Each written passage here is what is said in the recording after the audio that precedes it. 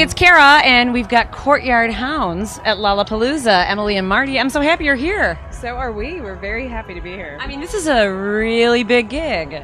I mean, you're making me nervous. It is a big gig. I mean, have you been to a Lollapalooza before? I have never been to a Lollapalooza. I've always wanted to. Great.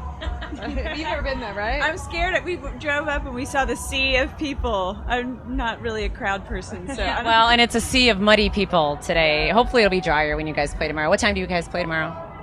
3 or 4? 3 to 4. 3 to 4. It's going to be a nice day. Normally Lala is like sweaty, you can't breathe, or it's pouring rain, so you're going to have great weather. So this weather so far has been lovely. Yeah, I guess this is nothing for you. You got the boots on, I could tell.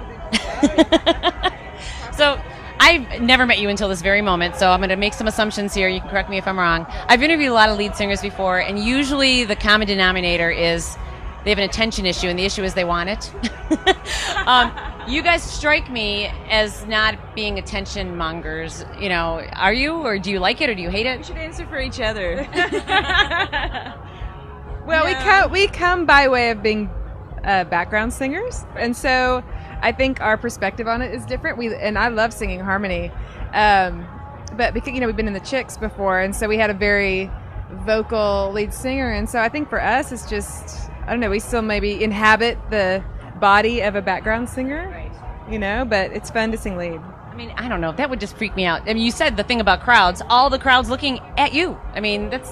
the bigger crowd, the easier, because it becomes like a wall of faces. Last night we played a theater in Fargo, and I could see eyeballs and expressions, and you're just making up these stories in your head about these people, like, oh, why are they here, and why are they here? And he's only here with his girlfriend because his girlfriend made him come. And, you're just having this dialogue in your head the whole time. But in a bigger, it's just more, this energy of playing to such a big crowd is really cool. Maybe that's when you need to do the old Marsha Brady thing and picture them in underwear. Was that Marsha? Yeah.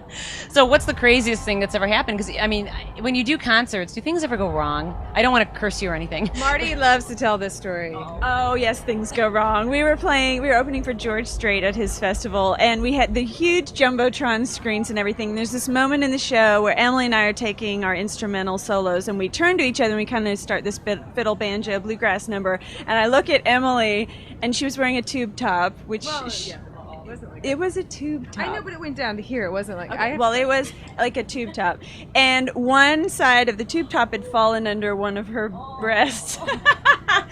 And first I looked at her, and then I look up at the Jumbotron, and it's totally on her. And so I took my fiddle bow and I just lifted her top, and the crowd went crazy. And I knew it was there, but I wasn't going to stop my solo because my bra was on. You're professional. I'm a professional.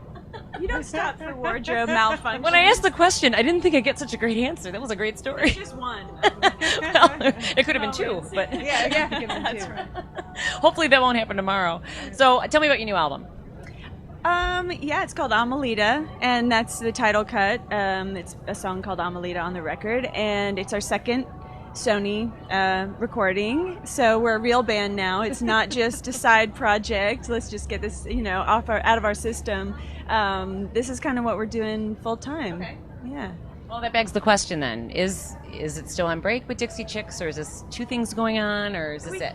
We can never break fully. We just did a little mini tour in Canada, and we're about to do another one at the end of the year. So as things arise, we just kind of tell our people, keep your ear to the, if something comes up and it makes sense, we end up doing a lot of charity stuff and get together for good reasons and good causes and stuff. So we're not broken up, but Nellie has a solo record out, and we've got our second Court Yard Hounds record out. So we're all just kind of exploring new territory, I guess. That's awesome. You guys, when you sing together, the way you harmonize, it is like goosebump tingles. It's so perfect. I mean, did that happen in the beginning, or did you work to that? Because that can't always happen when people get to it. I attribute the harmony thing to two things. The sister thing helps a lot when it's family harmonies, but it's also growing up in bluegrass. You just kind of learn those tight harmonies, and you can go break off and do a million different genres, but I think that's always kind of in our blood.